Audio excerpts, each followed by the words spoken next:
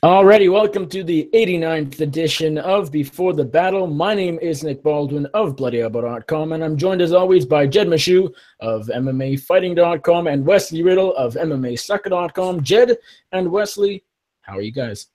Right there. Do you see the new swag? Do you see? That's right, guys. MMAfighting.com, rocking the t-shirt for y'all today, just so we all know who I work for. The award-winning MMAfighting.com. I'm doing excellent, fellas. How about y'all? I'm a little jealous, I gotta say. You should be. I know I don't work for MMA Fighting, but, Bloody Elbow, if you're listening, hook me up. I'm waiting for that Bloody Elbow t-shirt. Did you ever get SB Nation gear? No. Man, I'm crushing you in swag then. I'm not cool enough for the SB Nation. I'm still on the staff page and author. Although you're not on the MMA Fighting staff page, so yeah, I know that's probably just never gonna happen. It's probably just never gonna happen. So I made my peace with it. I'm okay. It's not just you. They're not picking on you. They're just picking on all of the people that aren't head editors. Yeah, I mean they don't. It was never gonna be a thing. That's fine. No. I know fussed about it. Eventually, if I'm there for 10 years, maybe I'll get there. But probably not. Wes, you are on the MMA Sucker staff page for what it's worth. How are you tonight? I'm doing good in that regard. I was at Starbucks a little bit ago, and they gave me 2 free mocha or some kind of mocha frappuccinos. I looked it up. I think I've consumed in the past, few hours just in those 2 drinks over 100 grams of sugar. So I feel nothing. So you're ready Yeah, to go. You're ready to go for the show. You're not going to fall asleep despite how lackluster this event coming up is. Yeah, unfortunately, this card still might put me to sleep on 100 grams of sugar. As I just tweeted out, this is not a good card. I mean, there are a couple of fights that I like, but besides that, that's it. And there's nothing else I'm really pulling for. And I guess the main event, that's fine, whatever. I like Bilal Muhammad, Tim Means. I like the other fight I talked about was Damian Brown, Franco Macha. That's pretty much it. That's about all that interests me in a fight of the night contender. But we'll talk about this card, and probably shouldn't take us too long, but I don't know. We'll see. We've got some interesting fighters, but yes. I'm doing pretty good. A small number of interesting fighters, let's put it that way. Let us go back. Before we talked about UFC Fight Night 121, Werdum versus Tybura in Sydney, Australia this Saturday evening. Let us go back to this past weekend. We had UFC Fight Night 120, Dustin Poirier getting the win by third-round injury TKO over former lightweight champion Anthony Showtime Pettis. Before we get to the result from Jed, let's go to Wes. Wes, you were there in person. This was your second UFC card, if I'm not mistaken. Fun card, fun night of fights. How was it?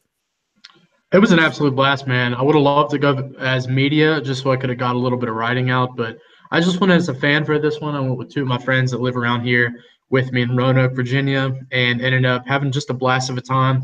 I went down on Friday, ended up hanging out. Had a good talk with Clay Guida for about an hour. We hung out outside of his hotel, and we just chatted about a bunch of different things. And from him, talked to a bunch of different guys. Thiago Alves was out there, great guy.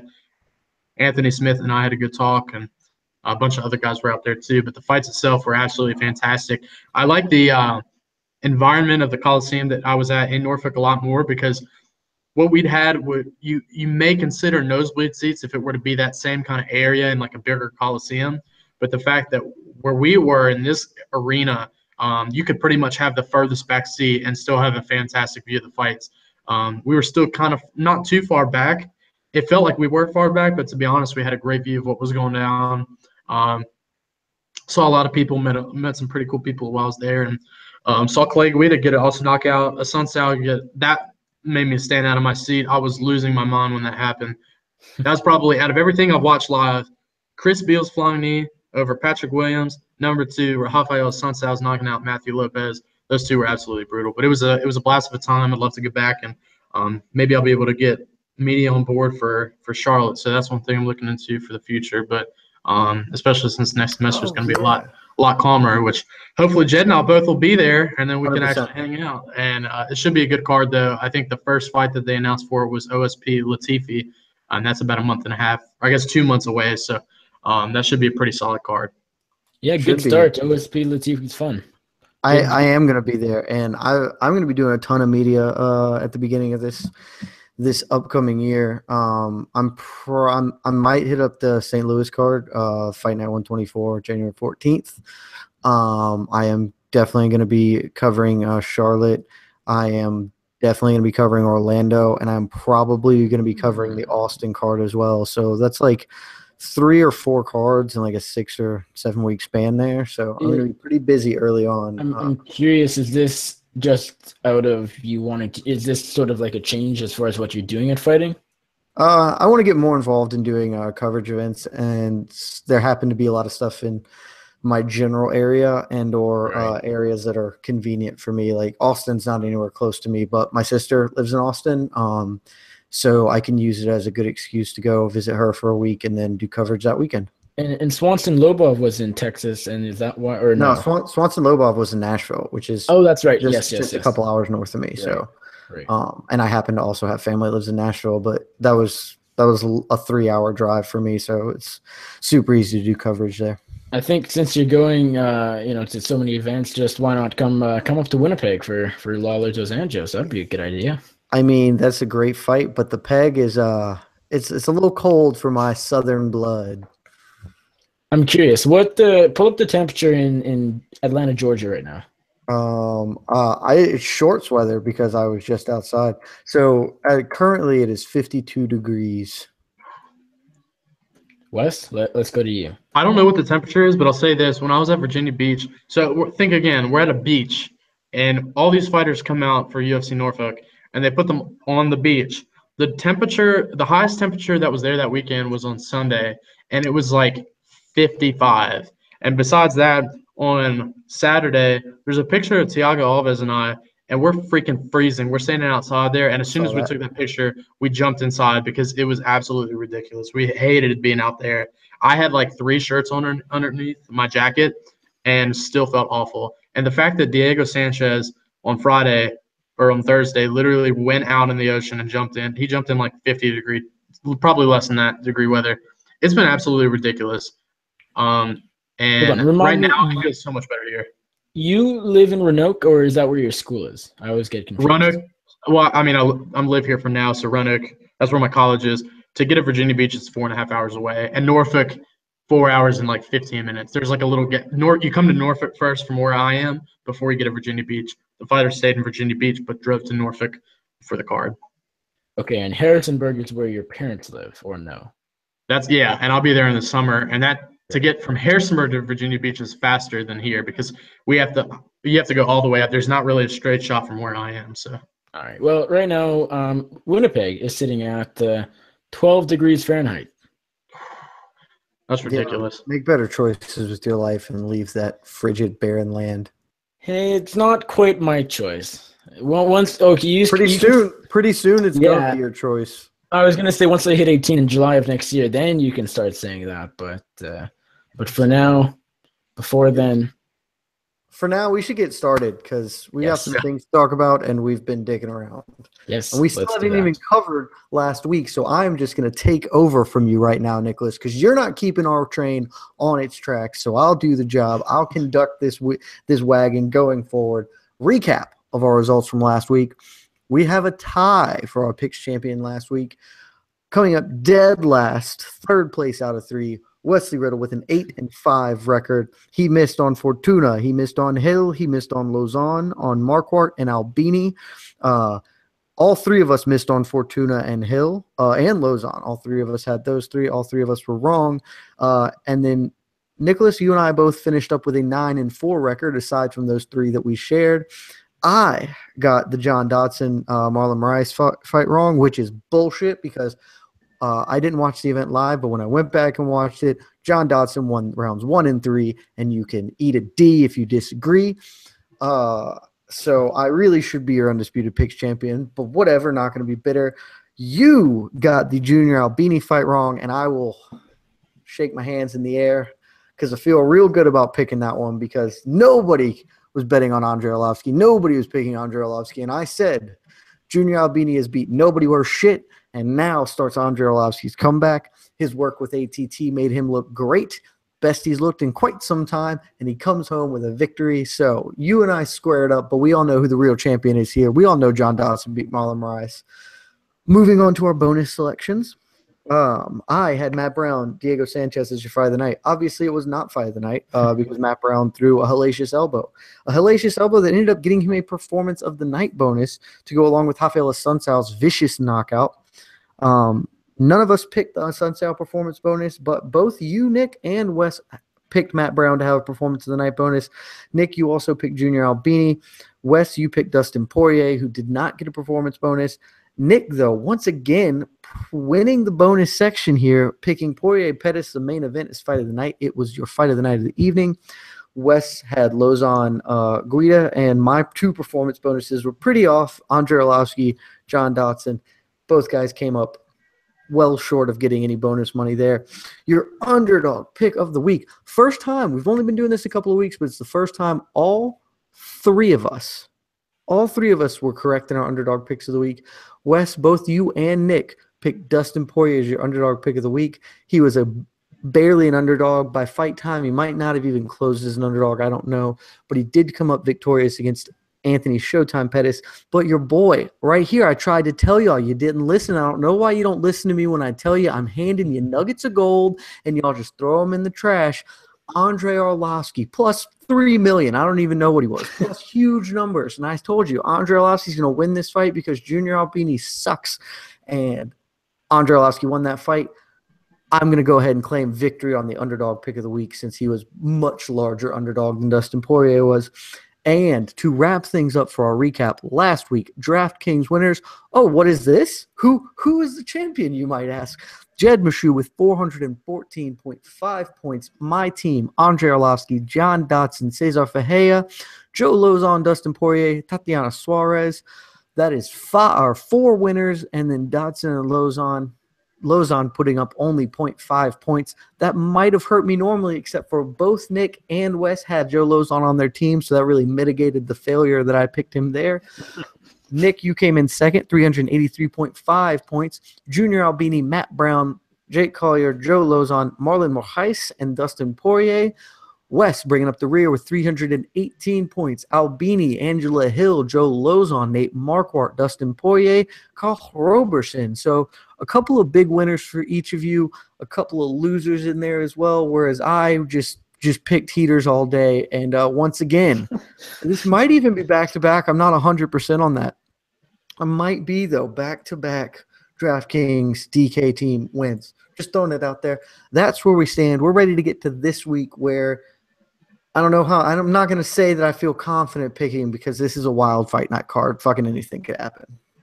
Yes, well, with that, let's move on to UFC Fight Night 121 from Sydney, Australia, live on Saturday evening. We have heavyweight former champion Fabricio Vacala Werdum taking on Marcin Tybura in the 5-round main event. That is on FS1, but we will start at the bottom of the card on UFC Fight Pass early prelims at 6:30 p.m. Eastern, 3:30 p.m. Pacific, with the heavyweights Anthony Freight Train Hamilton taking on Adam Weiserick. This, of course, was supposed to happen very recently.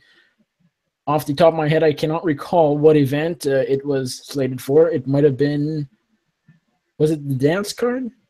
Strony Till, I don't know. Give me a second and I'll let you know that. But this feels like a UFC Europe card. Weiserick has been, it was UFC 118. That would have been probably Strony Till. I'm looking into it. Yeah, that was Strony Till. You are correct. Yeah, I mean Weiserick is Polish, so that makes sense. So this is happening. Had a weird stretch here. He was twice booked against Dmitry Smolyakov, and twice had that bout canceled. Oh, wow. This is now his second time being booked against Anthony Hamilton, and I mean, I guess we can skip over this because this clearly isn't happening. It's probably just not going to happen. I guess Polish soccer fans are in Sydney. They went from dance to Sydney. Could be. Anyway, Jed, who do you like here? Anthony Hamilton, Adam Weiserick, first fight of the night, second time breaking it down. Does your pick change? Probably not.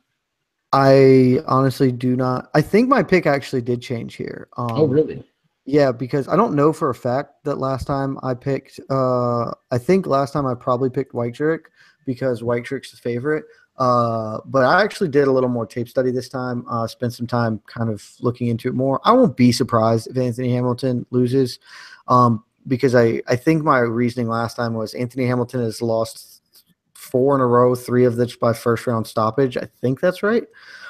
His record in the UFC is really bad, and I was basically just fading Anthony Hamilton. I won't be surprised if he loses for all of those reasons.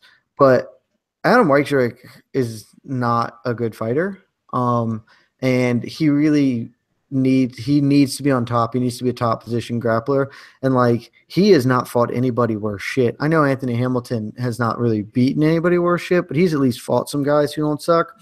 And Weichrich's last fight against Ernesto Papa literally like pulled him into mount. They were standing and he sat down and pulled Weichreich into a mount on top of him. So like his quality of competition not been tremendous.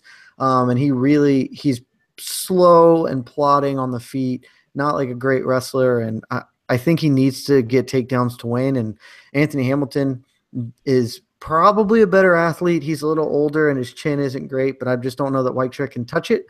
And Anthony Hamilton has a wrestling background. And I think if Hamilton wants to work takedowns, I don't think Weichreich is going to tap him off his back. And if he wants to just keep it on the feet, I think he's a little quicker and a little more athletic than Weichreich and can maybe ding him up. I'm not going to be super surprised if Weichreich just punches Hamilton and he falls over, but give me the underdog to start the evening, Anthony Hamilton. Let's go with a lame decision. A really boring decision. I think you could be right in that prediction. Anthony Hamilton does have some decision wins. Doesn't get to finish a whole lot of the time. I mean, he does, of course, because he's a heavyweight, but a lot of the time, so he'll lean towards a decision because he likes to wrestle. I'm going to stick with what I picked the first time, and that's picking Adam Weichreich. I guess just seeing Anthony Hamilton, the fact that he's been finished so quick in these last couple fights, and the fact that Ngannou, of course, an unbelievable athlete, but then the last two, Marcel Fortuna, Daniel Spitz. I mean, especially Daniel Spitz, I didn't think he would ever have a chance in that fight because I remember his fight with Mark Godbeer. He just didn't look that great at all. Marcel Fortuna, not the best fighter in the world, was still able to knock him out. I feel like if Adam's just able to connect, I'm thinking kind of the other way you are, but you didn't pick it.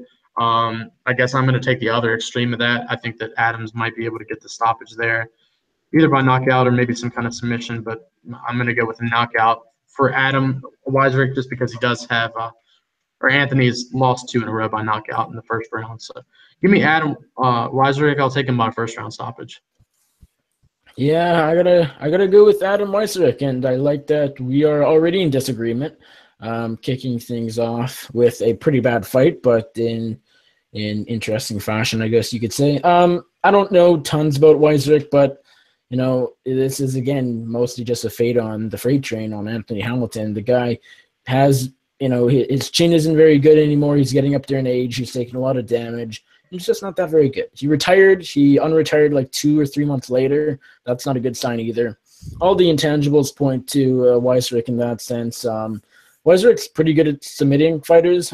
Basically, he doesn't have great striking, but he if he gets you down to the ground, he'll beat you up with either ground and pound or tap you out. So I think he'll probably actually wobble Hamilton on the feet just because Hamilton doesn't have a very good chin. And I think might drop Hamilton, or at least make him stumble a little bit and then drag him to the mat. And I think he'll get Hamilton out of there with ground and pound. So give me Weichreich by second round TKO. If it's just a takedown and then ground and pound, I wouldn't be surprised. But just to go out on a bit of a limb, I'll say he rocks Hamilton and then follows that up with a takedown and ground and pound. Next up, we got a pretty interesting flyweight matchup between Janelle, the Demolition Man Losa, taking on Eric Showtime Shelton. Jed, do you like Shelton here, the sizable favorite, or do you think the Filipino Janelle Losa gets the job done? I like Shelton here. I think this is actually a pretty good fight, and maybe the odds should be a bit more narrow than they are. Janelle Losa has looked fairly okay in the UFC, still pretty raw, comes from a striking background, and he's got pretty good pop in his strikes.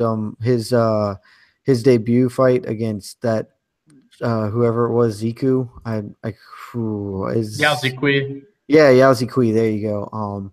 His opening fight there, he didn't look bad at all. He dropped him multiple times with punches from different angles.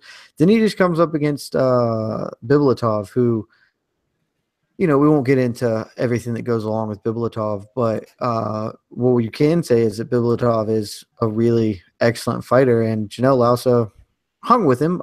Didn't, clearly lost, I think, that decision, but he didn't get finished, stayed in the whole fight. And he's going up against Eric Shelton, who, for my money, beat Jared Brooks in his last outing, was competitive, but still lost every round against Alejandro Pantoja, who is probably a top 15, top 12, maybe top 10 flyweight. So, like, we're seeing a young guy with a ton of athletic promise in Eric Shelton, and I just think that he is a little too much for the sort of one-dimensional game of Janelle Lausa.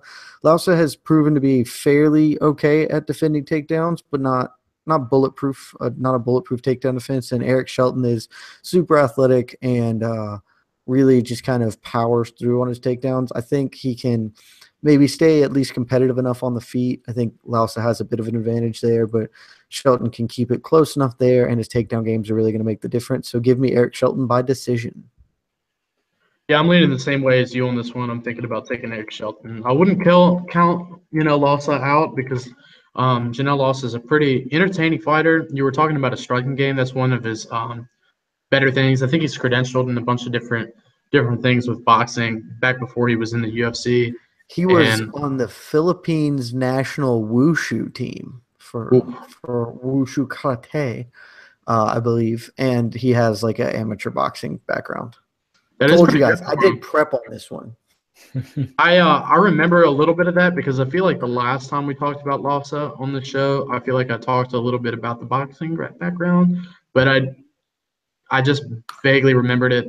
I'm taking a look. I guess he's undefeated. He's 7-0 in boxing. He has a good striking game, but I feel like Eric Shelton can neutralize it. He's got some pretty good pop on his hands. He's got a good left hand that he likes to throw a straight jab and a left hook that he likes to land here and there too. Shelton's wrestling, though, I think is one thing that I feel like could get him the victory here, similar to how Magomed Bibulatov was able to kind of capitalize on that one. Maybe not as dominant, let's say, but I think that Shelton has the speed advantage in this one where he can get this fight down to the ground and maybe keep it there for a little bit wherever he wants. So I'm going to take Eric Shelton.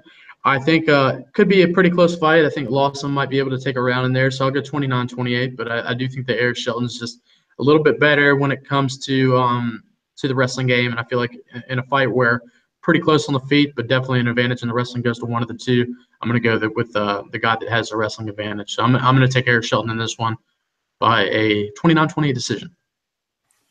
Yeah, I like Eric Shelton here as well. He's the better fighter, not by a lot, and I think the odds are kind of off. Last time I checked, isn't Losa like almost 4-1? Underdog? Close, something like the 3-1, 4-1. It's kind of insane. I mean, Losa is 1-1 at the UFC. I remember being pretty impressed with his debut about a year ago when he took on Yaozi Kui. He looked pretty good. That was the Whitaker Brunson card. And then he lost to Magomed Bibulatov. And I mean, he didn't get, as Jed alluded to, he didn't get, blown out of the water. And Bibulatov, despite his knockout loss to John Moraga, is a good fighter. He was undefeated before that loss pretty recently. So I like Losa. I mean, he's pretty good everywhere. He has a bit of grappling skills. He's a decent boxer as well, as you guys talked about. But Eric Shelton, his record, doesn't speak for itself, I don't think. Like, he's 10-4. I think he has a losing record right now in the UFC. I want to say it's 0-2. So it's like, this is an important fight for him, but I think he has a lot more potential than what it looks like just by his record. Like, he lost two split decisions. Once Pantoja, which I think was a good call, but the last one, July of this year, he lost to Jared Brooks, and that was not a good decision, I don't think. And he was a bit too tentative in that fight, so I can understand the scorecard. He needed to do a bit more to secure the win, I guess, but his striking looked on point. His wrestling defense wasn't terrible. I think he gets the job done. I think it'll be a pretty close fight, but I think Shelton exceeds a little bit everywhere in this fight. especially on the feet. And don't forget, he has 5 wins by submission too, so keep that in mind as well. Give me Eric Shelton here by unanimous decision. I think Losa makes it close enough to squeak around in there, though. Next up, we got the feature fight pass early prelim. Alex Chambers versus newcomer Nadia Kasim in the women's strawweight division. Jed, you like Astro Girl or 187? I don't know if you guys know anything about Nadia Kasim, but she is wild. Like, so do you guys have any idea who she is? Nope. I did fight study on her, and she is pretty entertaining. Of course you did. It literally would take you like 3 minutes to watch every fight she's ever had. So, Nicholas, let me inform you. She is currently a 4-0 prospect. She is fighting on the Australian regional circuit. Her fights, her first fight was a 26-second KO. Her second fight was a 10-second KO. Her third fight was a 19-second KO. And her fourth fight, by far her longest fight, 1 minute and 27 seconds for a KO. If you add all that up, it's less than 3 total minutes of fight time. Shit, it might even be close to less than 2. It's slightly over 2 minutes of full fight time. The thing you don't get if you just look at those numbers, though, is that the combined record of her opponents is 0-4. I say 0-4 because in her second fight, she fought a woman named Belinda Sedgwick, who, if you watch the fight, it's incredibly amusing.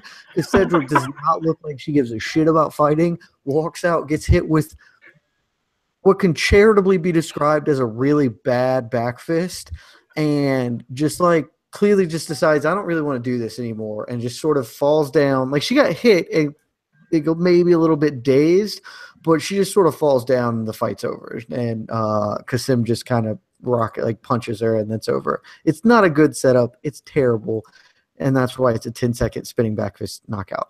But Sedgwick is responsible for all 4 of the losses on the opponents of Kasim's record.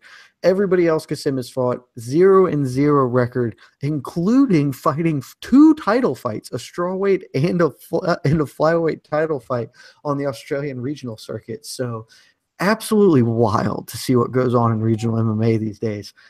You can't take a ton from what you've seen on Kasim because she's fought people who haven't fought after they fought her. Like, she's just fighting people from the crowd. And granted, she's blowing them out of the water. Like, that's what you're supposed to do if you fight absolute nobody. She hasn't spent more than 90 seconds with any of them. But you just can't, there's nothing you can take from this. All you can say is that she is at least a competent striker, and that's it. Like, you can make no other assumptions about her game. And whatever you may think of Alex Chambers, I'm not here to tell you Alex Chambers is a world beater or even a great fighter. What you can say about Alex Chambers is she beat Kylan Curran, who is by far the best person that the 2 of these fighters have fought if you mix their thing. She beat Jody Escobar, who's a significantly better fighter than anybody Kasim has ever fought. Mika Nagano, who's not even a good fighter, is way better. But she has been in there against, Mizuki Inoue, Rose Namajunas, Eileen Daly, Paige Van Zandt. All of those are real competition, and Kasim just hasn't. Like, I won't be surprised. It seems like Kasim at least is athletic and has talent, so I won't be super shocked if she comes out and, like, punches Alex Chambers in the face, and that's good enough.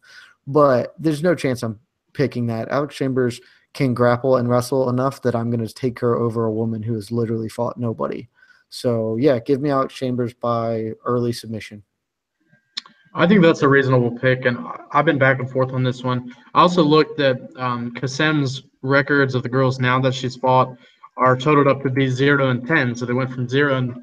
None of them have still won. Wins afterwards? I didn't look at that. I just know that none of them have picked up wins. They've lost every other fight. Yeah, but they fought. I just know that when she fought them, 4 fights was the only person she'd ever fought. It's fucking insane. For sure. And definitely go back, anybody watching this, go back and watch Nadia Kasim fight. She's a minus 170 favorite over a real-life fighter, which that's madness. We're not talking about an NCAA champion who poured it over and is a favorite over, like, an actual fighter, which is still stupid, as we saw Aaron Pico get got by a competent dude in his MMA debut. Like, that is nuts to me. That is nuts that she is a favorite over Alex Chambers. That is pretty ridiculous. So I'd maybe say Alex Chambers would probably be a good bet to have on your any kind of team that you're putting together, because she is pretty – I mean, she's fought some good competition. As you mentioned, Jody Escobar. Mika was a great fighter. Kaylin's still decent. I mean, she's lost some fights here in the UFC, but I mean, she has some good athletic capability.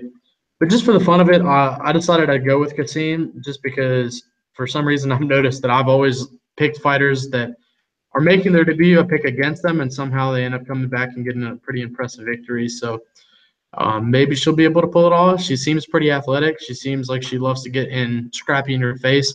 A couple reasons I didn't really feel like picking Chambers. The first reason, the fact that she hasn't fought since Paige Van Zandt in September of 2015. It's been a while. Her last win came in May of 2015 in a fight she was losing to Kaylin Curran. Her last fight win before that was Jody Escobar in 2013. So her last two wins came years ago.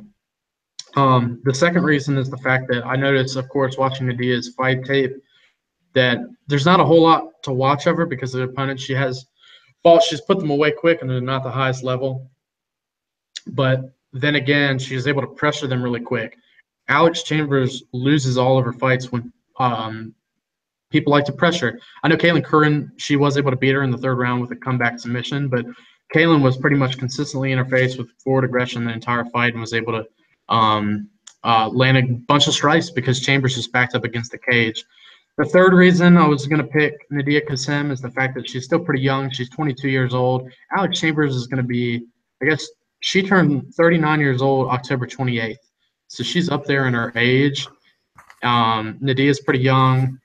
She's fighting in her, I guess, her hometown. So is Chambers. So they're going to have a lot of people behind them. But I'm going to take Kassim for the fun of it. I took her by, I think, a submission. I know she doesn't have any submission wins, but Chambers lost a couple.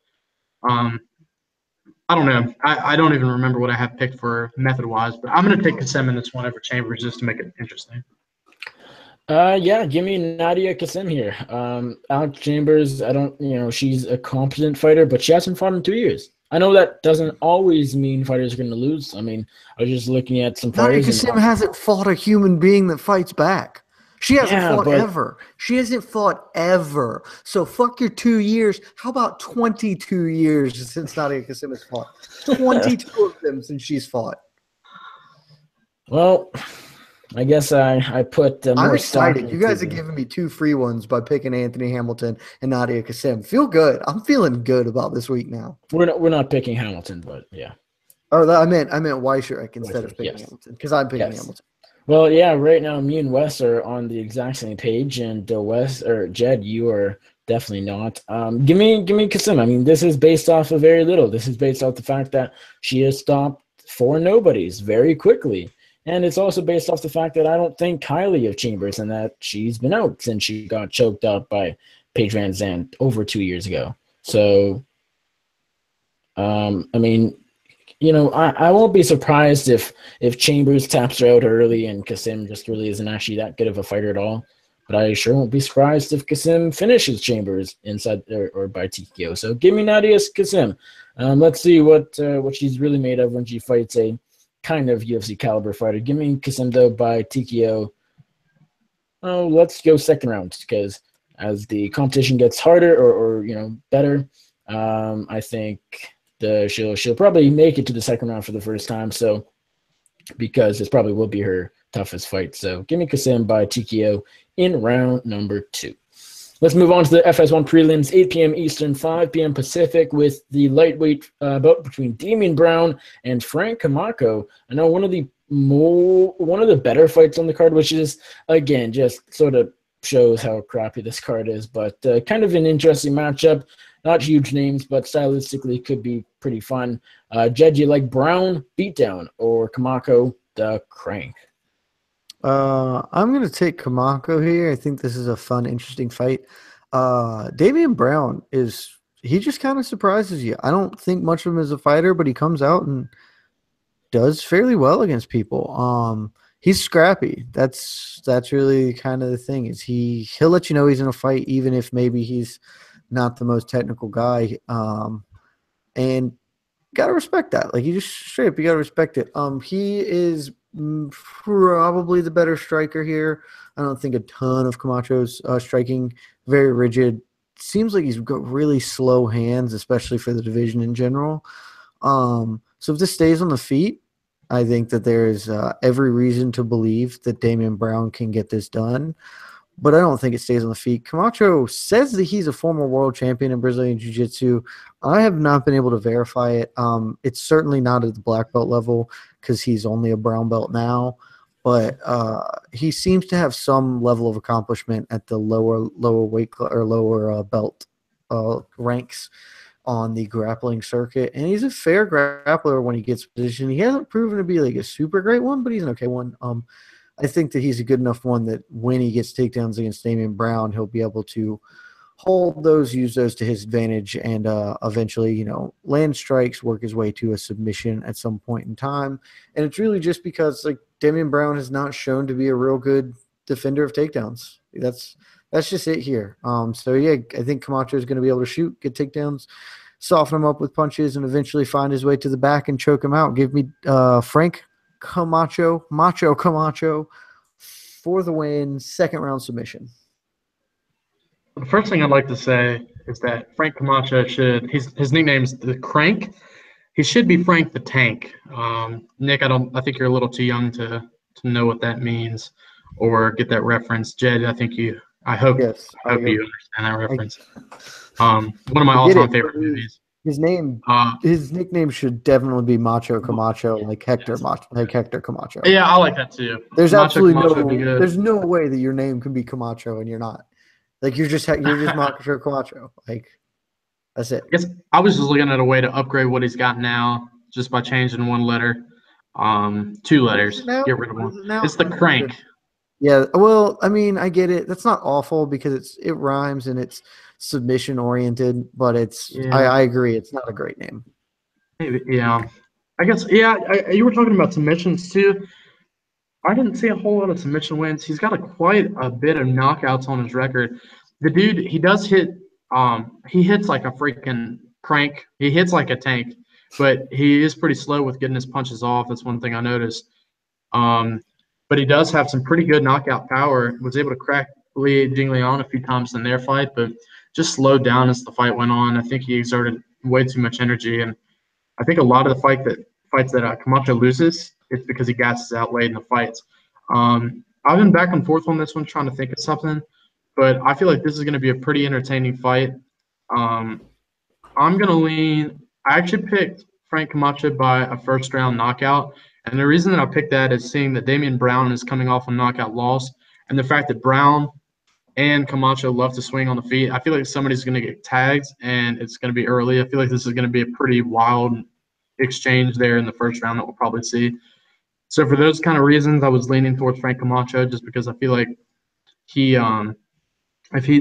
I feel like he just hits a little bit harder, especially he may not have the speed advantage. I think Damian has the speed advantage, but I think Camacho can crack, and maybe he can crack Damian Brown and cause him to suffer another knockout loss. So I'm going to take Frank the Crank Camacho over Damian Brown. We'll go second round knockout instead of first. Yeah, another pretty close fight. And as I said when I was introducing them, I mean, I think this could be a pretty fun fight. One of the better stylistic matchups on the card. Give me Frank Camacho. Give me the Crank here. I think he is the better striker, not by a lot. Brown is decent on the feet, and he's kind of underrated, which is a bit bizarre to say because, I mean, I don't think Damian Brown's a great fighter. I think he's a decent fighter. I mean, he has okay striking. He has a number of wins by submission. He's a bad fighter, but he's scrappy. He's not a good fighter, but he wins fights. He's scrappy.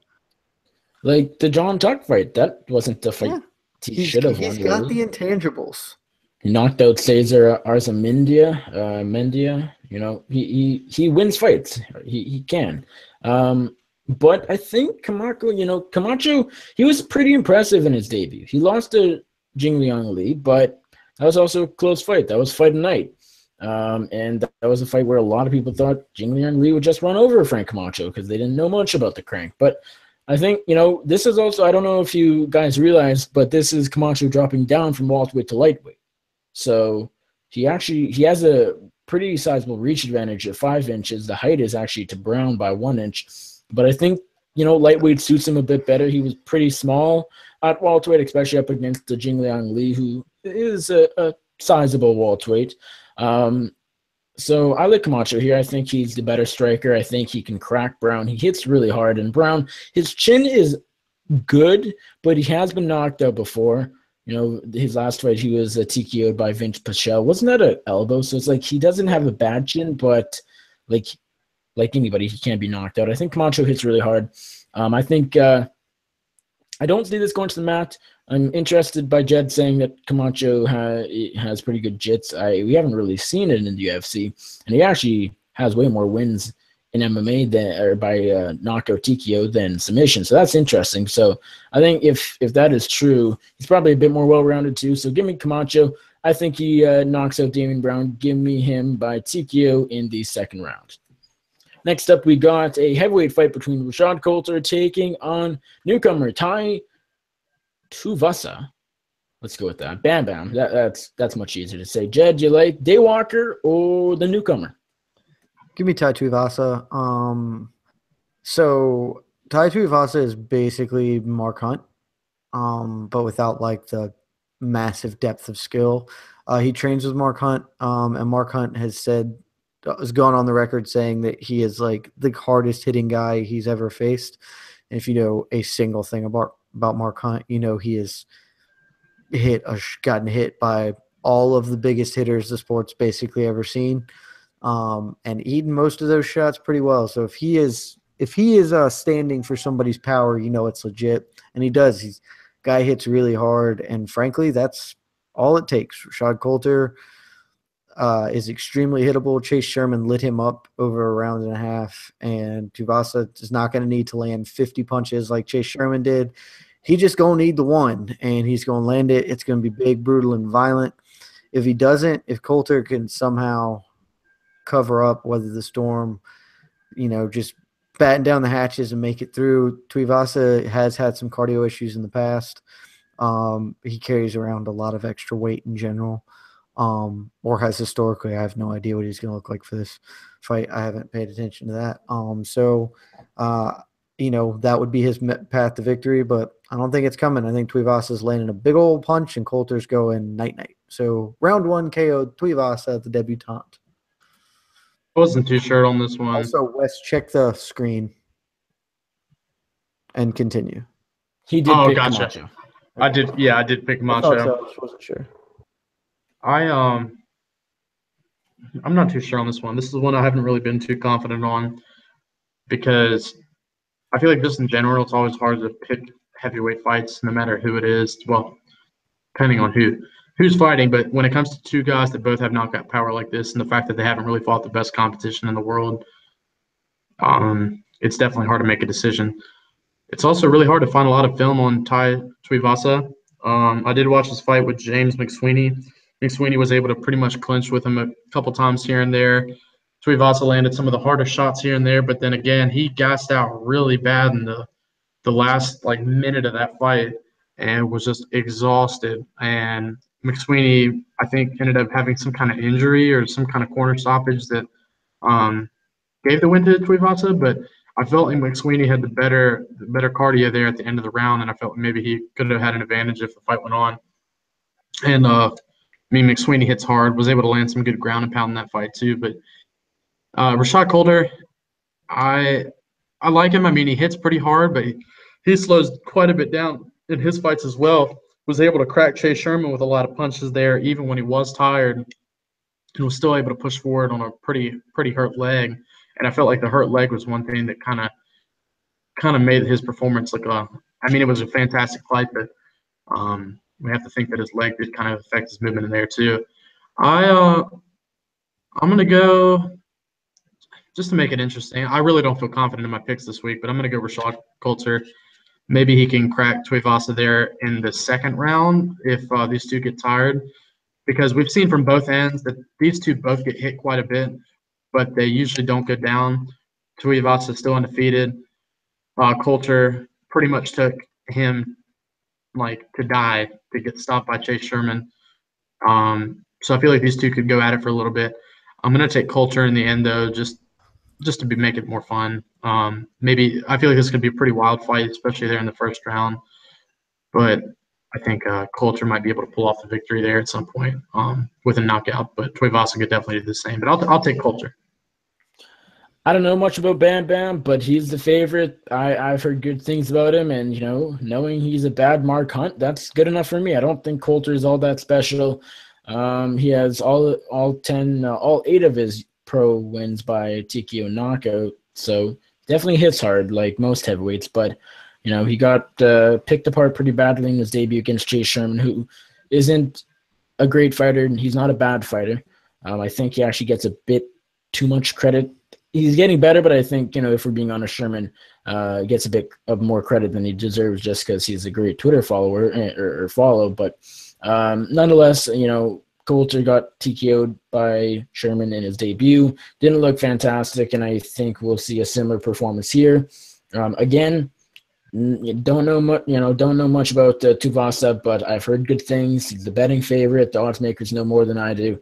And, as Jed said, he's apparently the next or a lower level Mark Hunt. And that has me sold at least against Rashad Coulter. So give me Tuivasa by first round knockout. Next up, we got a lightweight matchup between former teammates at American Top Team Nick "The Carney" Lentz and Will Brooks, the former Bellator lightweight champion, who needs to win pretty badly here. He's 1-2 in the UFC. He's lost to he beat Ross Pearson in his debut, but lost to Alex Oliveira and Charles Oliveira, two Oliveras, both by stoppage in his last couple fights. Big favorite though here. He's definitely favored to get the job done against the Carney, who recently left ATT for Combat Club just down the road with Henry Hooft. Jed, do you like the big underdog, Nick Lentz, or does Will Brooks finally get another UFC win? Nick Lentz is scrappy enough that he shouldn't be this big an underdog to basically anybody in the UFC because he just brings a hard-nosed type of game that will make anybody know they're in a fight, even if they win handily. So the odds are too long here, but Will Brooks is going to win, probably win handily. Nick Lentz his whole hallmarks are grinding with pressure and pace on the feet and then working takedowns. Will Brooks, for all his foibles, is exceptionally good at not being taken down unless you're really going to just out physical him the way Oliveira basically did. And Cowboy Oliveira is just a monster, just an enormous guy with huge physicality. Nick Lentz isn't going to get his arms wrapped around Will Brooks and just take him for a fucking ride.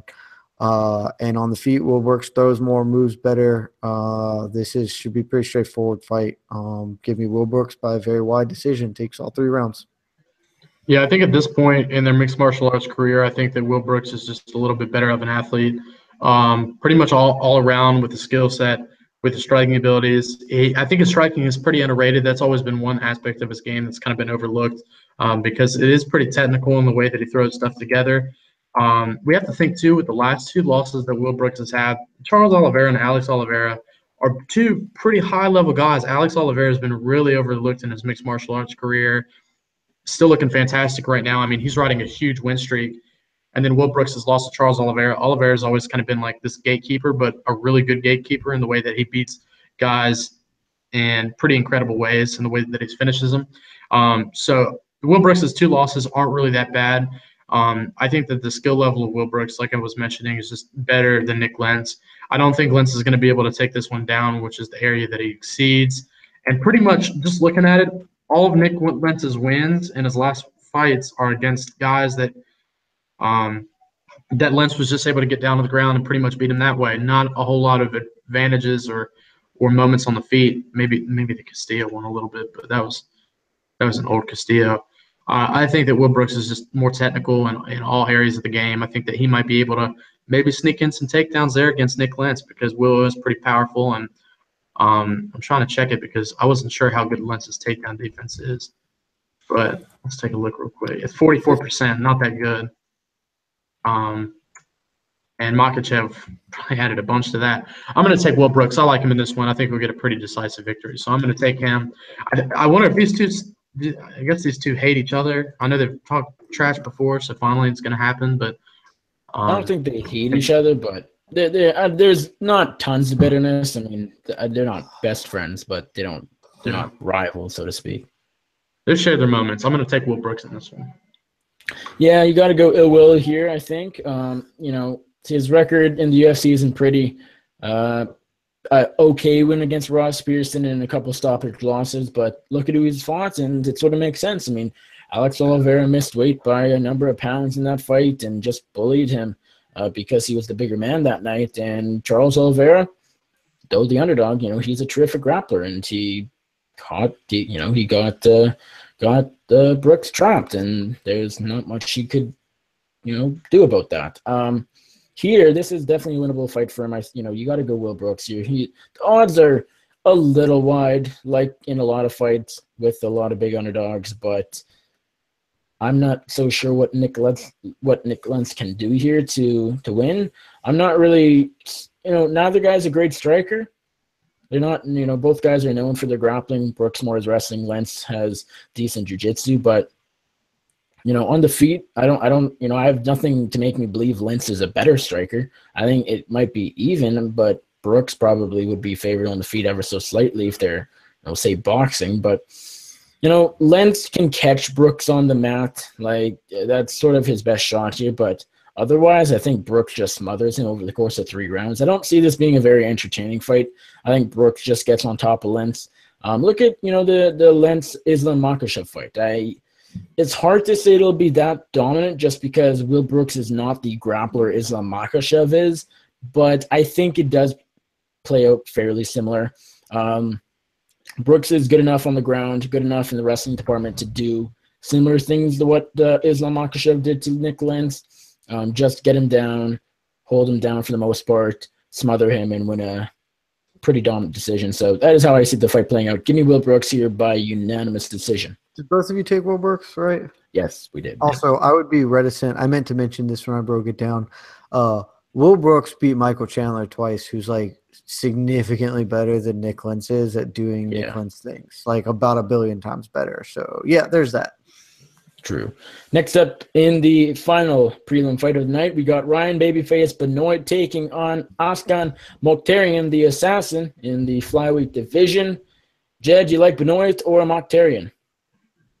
I am just not a believer in Ashkan Mokhtarian. I know that his name is Ashkan, but the first time I ever read it, I said it as Ashkan, and that is stupid but amusing to me for some reason. Yeah, pretty much. I think that's why. Or Askan.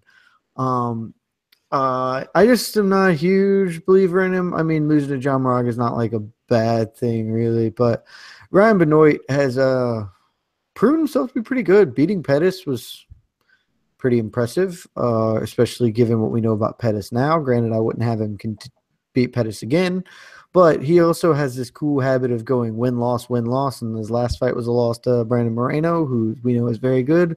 So I think that following that very scientific logic, his next fight is likely going to be a win against Mokhtarian. I just sort of think he's better in most phases and going to get a little bit better here.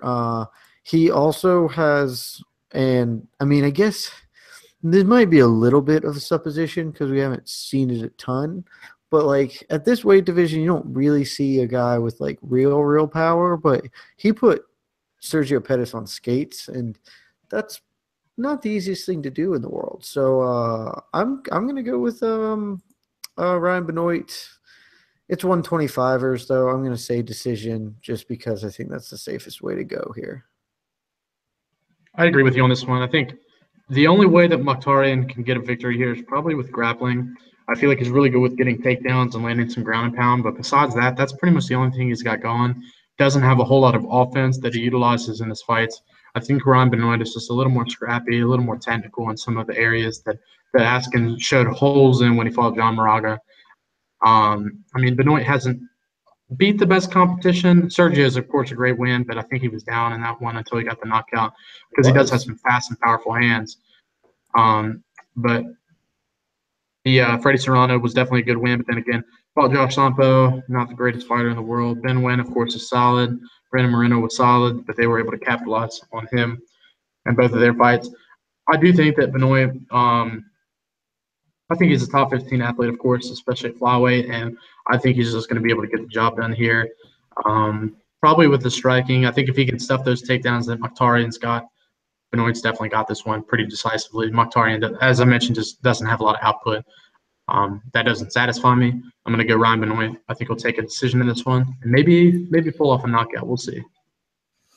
Yeah, give me Ryan Benoit here. I think he is by far. Well, it's hard to say by far because we've only seen Mkhitaryan once in the UFC. But I think from what we've seen, I'm not sold on Mkhitaryan at all. I'm not so sure he's a very good fighter. Ryan Benoit has shown, glimpses of not greatness, but goodness. Does that that doesn't really make sense? But he's competent as far as the flyweight division goes. He's coming off a split decision loss to Brandon Moreno. Not a lot of people can say they've gone to Moreno, fought Moreno and lost a split decision, lost a close fight. Only top guys beat Moreno, if we're being honest. Sergio Pettis, other guys like Dustin Ortiz and Louis Smolka get choked out. Benoit looked decent against Serrano, not terrible. Got tapped out by Ben Wen. That was 2 years ago. I barely remember that fight. That was actually almost 2 years ago exactly to the date. That was when Holm, of course, knocked out Ronda Rousey. He's been up and down, but I think this is, he in his UFC career, it's been up. It's been lost, win, lost, win, lost, and so now he's on track for a win, and I think he'll get it here. Mkhitaryan needs to grapple. It's pretty straightforward, but Benoit hits like a truck for the flyweight division standards. He's a decent striker technically. Give me Ryan Benoit by knockout. I like him by knockout in the second round. I don't think much of the assassin at all. He got just didn't look good against John Moraga at all. Granted, John Moraga is a very good fighter, and Moraga couldn't finish Mkhitaryan, and Moraga would beat Ryan Benoit. So why should I say Benoit? MMA math doesn't work, but I think Benoit hits really hard. He has a number of knockouts on his record. So give me Ryan Benoit by second round knockout. All right, moving on to the FS1 main card, 10 p.m. Eastern, 7 p.m. Pacific. We kick things off in the lightweight division, although both their weights say 150. So I guess this is featherweight, but it's a catchweight because Shane Young is stepping up on short notice because no one seems to want to fight Volkanovski. Of course, they both got hurt, but it was Humberto Bandenet and Jeremy Kennedy. Both were slated to fight Volkanovski. Both are injured. Shane Young steps up on very. Oh, I think we lost him, Wes. He's gone. All right, gone. We're taking over. It's okay, because it's my time to jump in here anyway. Who really would want to fight Alexander Volkanovski? That dude's a fucking monster, and he's about to go monster all over this poor sap named Sugar Shane Young. Volkanovski he's that sort of new breed, like Khabib or Nurmagomedov, Cain Velasquez, where he takes you down and then he'll let you move under you, but just stay riding on top. He doesn't hold position so much as he just holds top control. And every time you move, he just punches your fucking head in. And he's really super good at it. He's got a really high takedown rate. He just kind of beast modes people. And Shane Young he's on short notice. Good for him stepping up. Australian native, and apparently the number one ranked Australian featherweight, so good for him. But this is a dude who lost to Damian Brown. Now, granted, that was 2 years ago, but still, like, Alexander Volkanovski would put Damian Brown through the motherfucking wood chipper and do some really mean-ass things to him. So if Shane Young can't beat Damian Brown, he's going to get brutalized by Volkanovski. I think this is probably going to be a first round just battering 10-8 style, either stoppage there or stoppage early in the second round if he survives. Give me Volkanovski with the ground and pound TKO. Wesley, what are your thoughts here? Dude, I agree with you. I honestly think that Volkanovski at some point, if he fights a little more consistently, because I guess he hasn't – I mean, he fought once this year, fought once in 3 times in 2016, but only once, of course, this year in the UFC. I think that Volkanovski can be a top 15 fighter. I think a win over a guy like JBC or Humberto Bandenet, who's my homie, definitely would have looked a little bit better than a guy like Shane Young. But Young's not a terrible fighter, but he's not a great fighter. He lost to Guan Wang, who's only got like one loss on his record. Damian Brown, of course, you mentioned. Volkanovski's going to go out there and put on a fantastic performance, I think.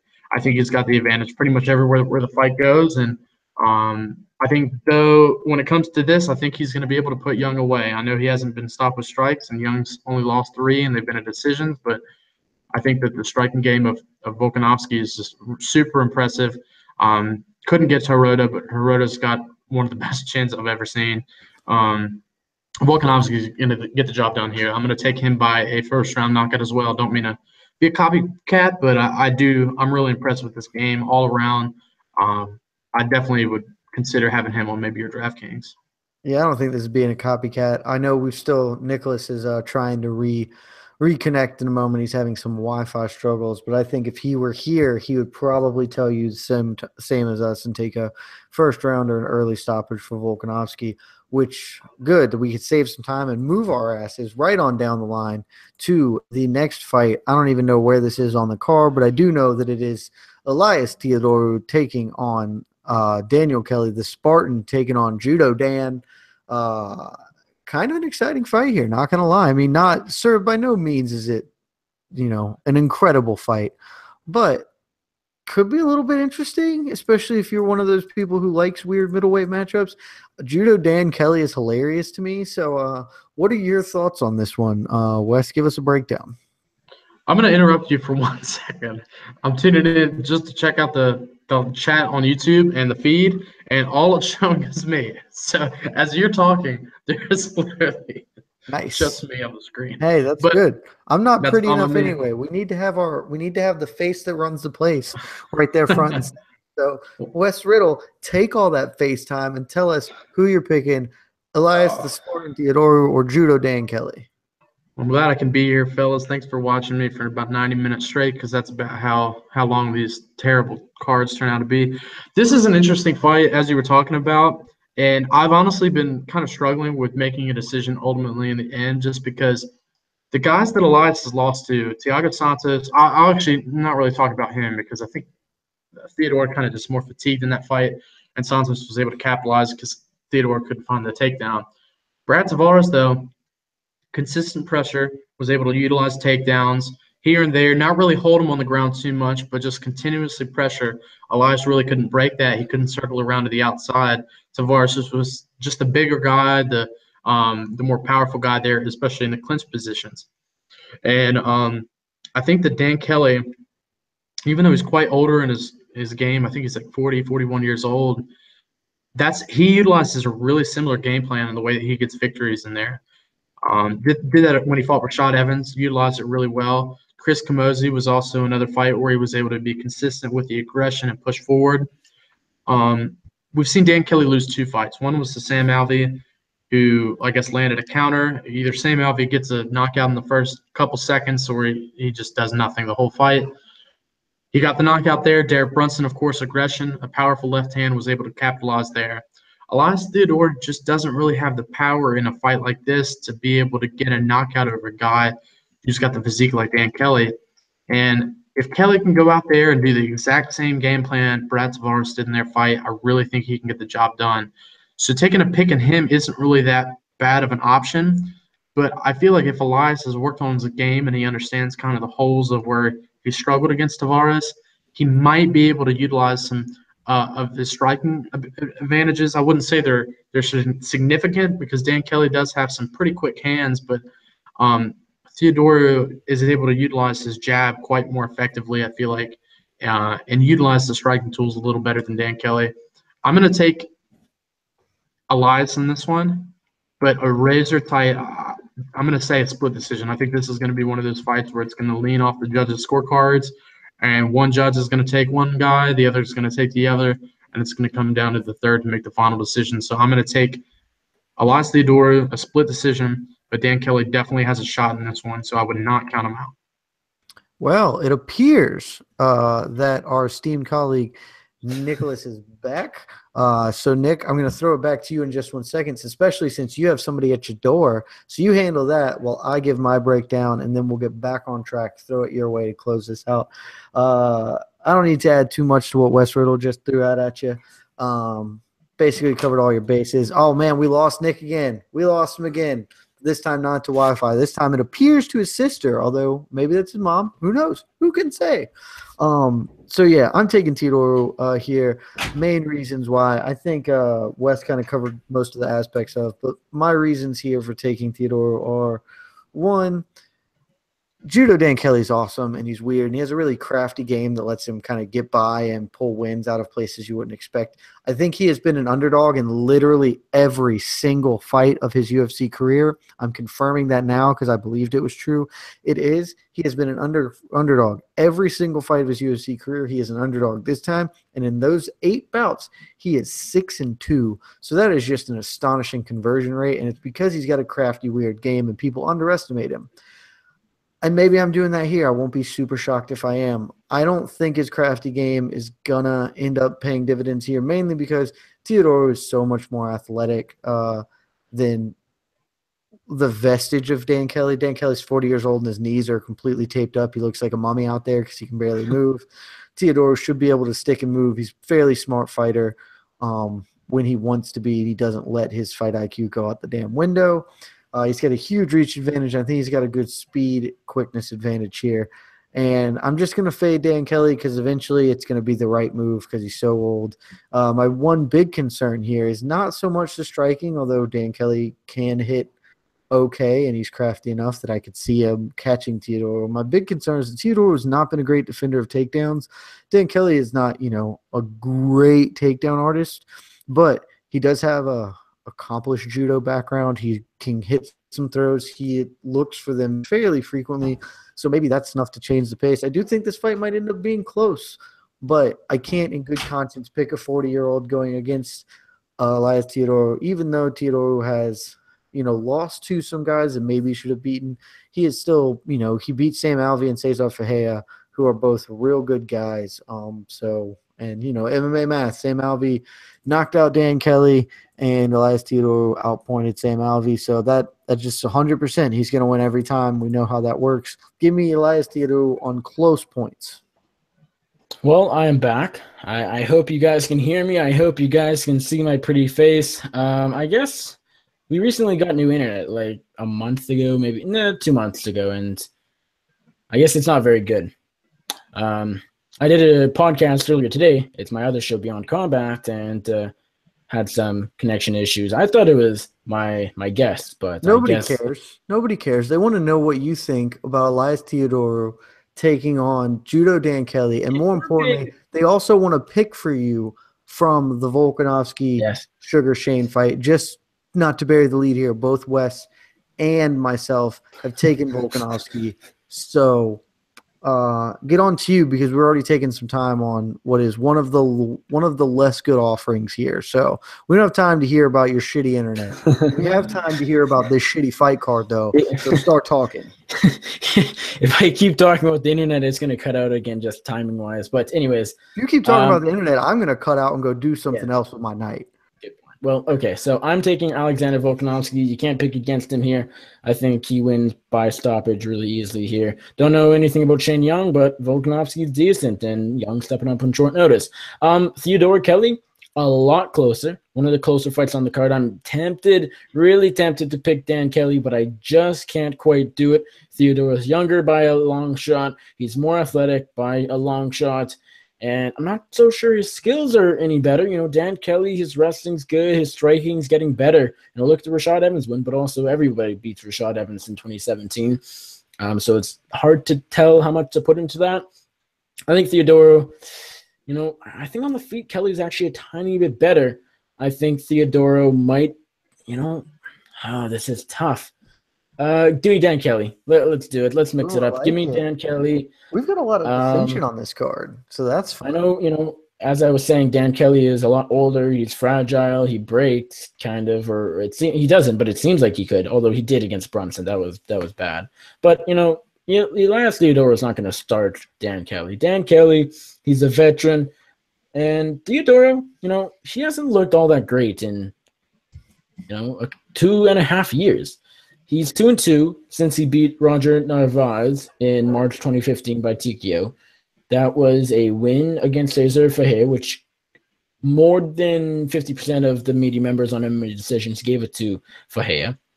Then he beat Sam Alvey in a terrible fight. He lost to who did he lost to Thiago Santos. That was a pretty fun fight, and he lost to Brad Tavares in his last fight. So he hasn't looked all that great. Give me Dan Kelly. I think he has the better skills. It just comes down to, does Theodora's athleticism give him the victory here? I don't think it will. Give me Dan Kelly by decision. It'll be a close fight. Could go either way. Moving on, we got welterweights. Jake the Celtic Kid Matthews taking on Bohan Vlichkovic, Jed's favorite fighter. Jed, you got to go with Serbian Steel here? Man, I really wish you hadn't reminded people, because I sort of want to not go with him, but I feel like a bad supporter because I am the only one on the Bohan Vlichkovic wagon, and I've been very honest about not exactly knowing why I'm on the Bohan Vlichkovic wagon. Just that somehow a long time ago when he was making his UFC debut against Alessio Di Chirico, I picked him to win that fight, and then I picked him to beat Mike Graves, and he acquitted himself admirably, ended up with a draw there. I think I picked him to beat Sultan Aliyev as well.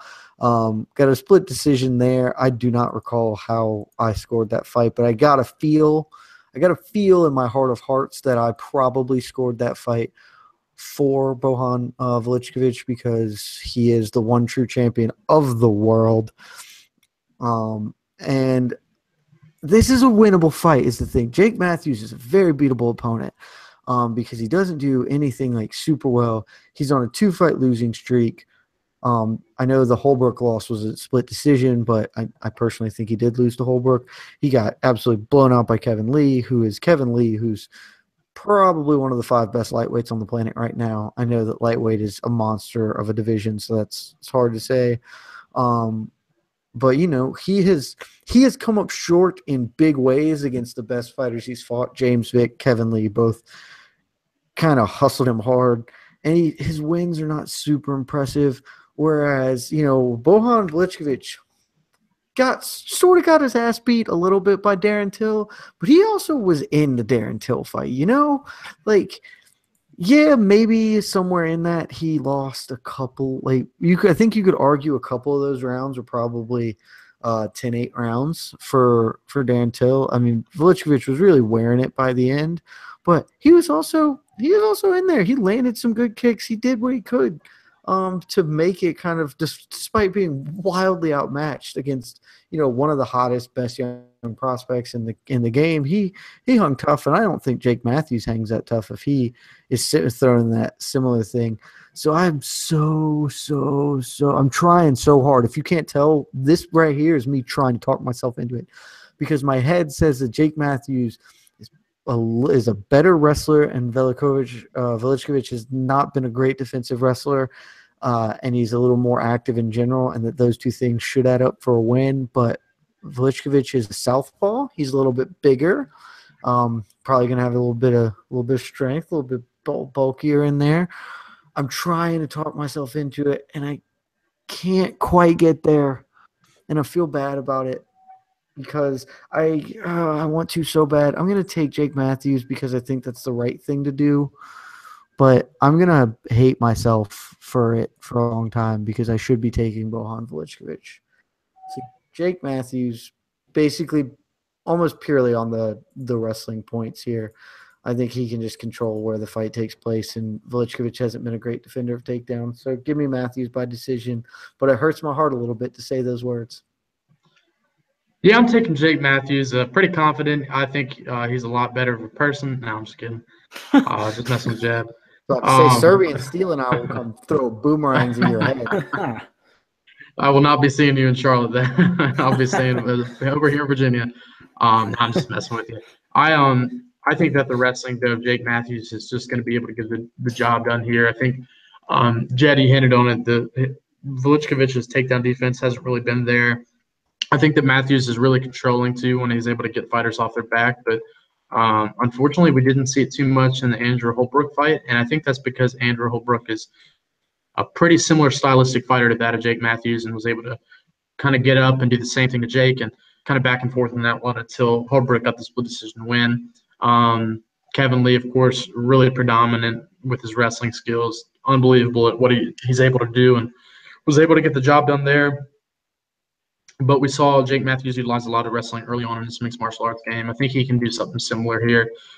Velichkovic does have some pretty powerful shots. Maybe he can pull something out, but like he did when he fought Nico Musoki. But I'm going to take Jake Matthews in the end, 29-28 decision.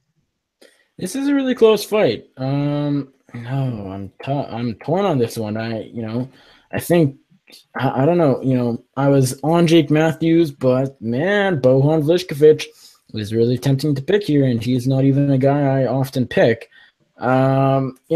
Matthews, he's the better fighter, but both guys they're pretty similar if we're being honest. I mean, both guys are decent at wrestling. Both guys are, I guess, getting better on the feet, but neither of them are world beaters. I think we had a lot of, Matthews, we thought he had a lot of promise. We thought he'd go far, but he just really isn't.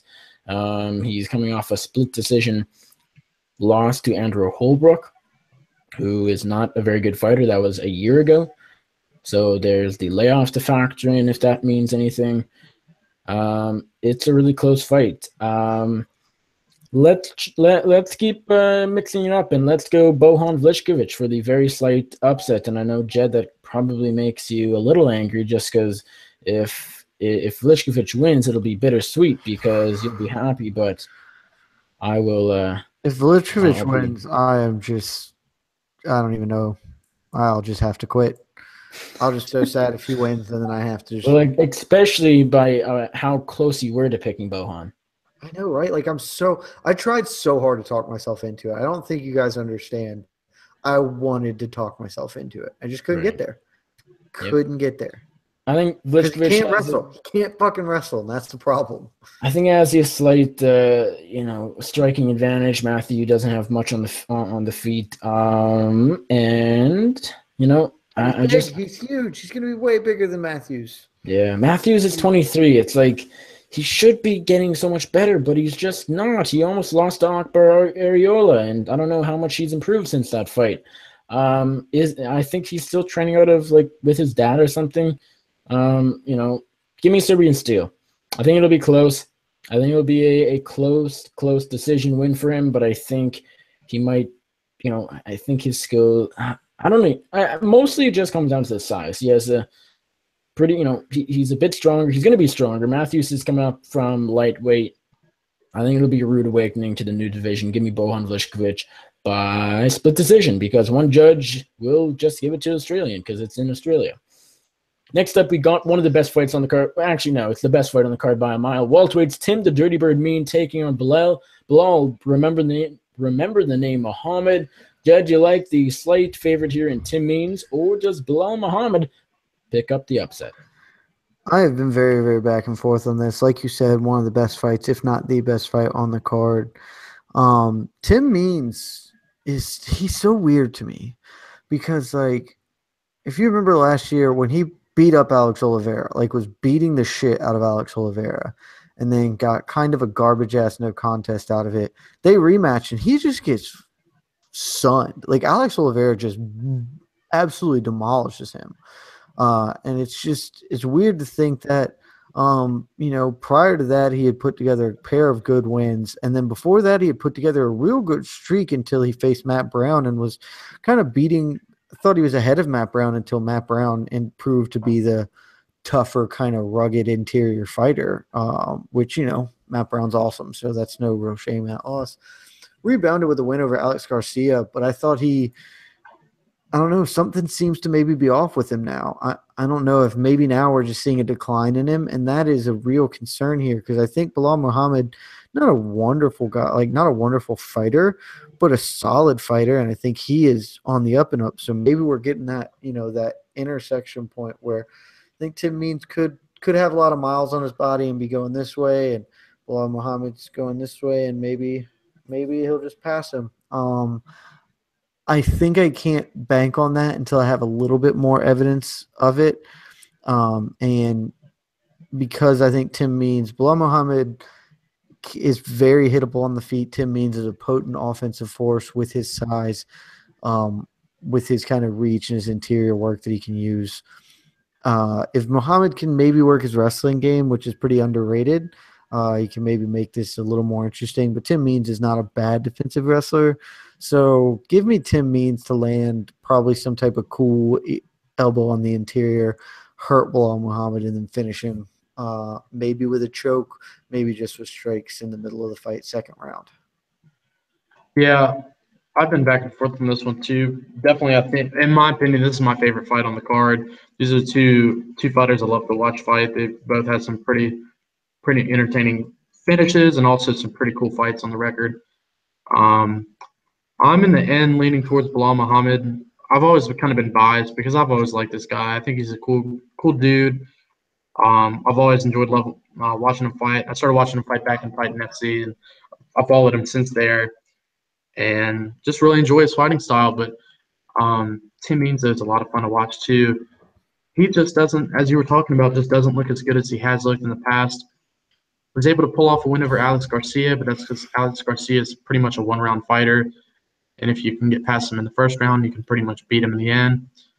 Oliveira beat him up bad in the I'd say, I guess, a rematch in a sense, even though he had some moments in the first fight. And before that, beat two guys who, I guess, Hamasi's fighting Al Hassan next, and John Howard's not in the UFC anymore. George Sullivan suspended. Diego Lima lost to, what's his name, Jesse Taylor. Alexandre Perpetua. All of his wins are over guys that are pretty much not either in the UFC anymore or have lost some fights recently or test positive. So that's kind of a summary of Tim Means' wins. Could be a pretty entertaining fight. Tim Means tends to be, I wouldn't say the slowest fighter in the world to start, but he puts it together usually early on in the end of the first round, not too much at the very beginning. I think Muhammad, though, has the aggression and the pace to where he can get Tim Means down if he needs to. I think Means may have the striking advantage in this one, but Muhammad definitely, I think, has the better cardio overall, and I think might be able to utilize, some takedowns in there to be able to pull off a decision. So I'm going to take Bilal Muhammad by a 29-28 decision. Jed, you picked Means, if I'm not mistaken, right? I did. So you are the decider between the two of us. Well, Jed, we don't agree too often tonight, but we will. Give me Tim the Dirty Bird Means here. Super close fight. Like both guys. Both guys are super scrappy. Both are really good at fighting. You know, Tim Means, I find it interesting, Jed, how you talked about his decline. I think it's possible. I think we'll probably find out after this fight. If he loses, I'm inclined to believe that his better days could be behind him. But right now, I don't have any proof of that. You know, losing to Alex Oliveira by submission isn't quite proof of that just yet.